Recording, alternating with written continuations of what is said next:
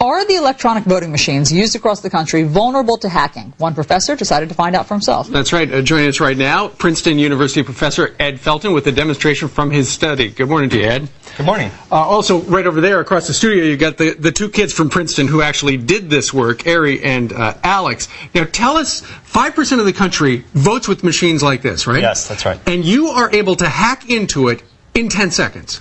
It takes only a few seconds to insert a computer virus into this voting machine. But how technologically savvy do you have to be a hacker to do this? I mean, you have to be able to write computer programs, yep. Which a lot of people can do. Sure. You need to be able to open up this door on the side, which anybody can do, and that's about it. All right, let's see how it works. Yeah, you want to show me, if I'm Sure. voting, what happens, how it goes wrong, you say? So we have set this machine up. We've infected it with our virus in advance. Okay. And we're running a simulated election here between George Washington and Benedict Arnold. I think I know who I'll vote for. All right. Go ahead, pop it in. I'm on your side. For you.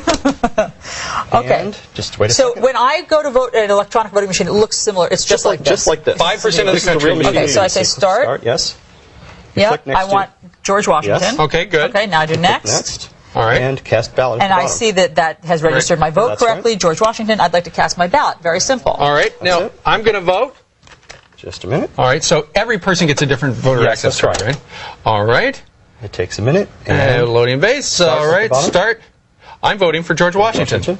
Okay. Cast ballot. There you go. Okay. All right. All right. Now I'm going to cast a third vote, also for George Washington. All right. Well, we're going to watch just to make sure. All right. Watch very carefully. Loading ballot. You're starting. You're voting for George Washington. Okay, good enough. And then you cast your ballot. So there should be 3 votes for George Washington. 3 votes for George What Washington. are we going to see? But because you have infected this machine with a virus, perhaps George Washington will not be the winner. That's right. All right, so now you're putting in the I'm putting supervisor the supervisor card. Now it's the end of election day, and Time I'm to the count election the worker. votes. We're going to count the votes. Yep. All right, very good. So I stick this in, Yeah.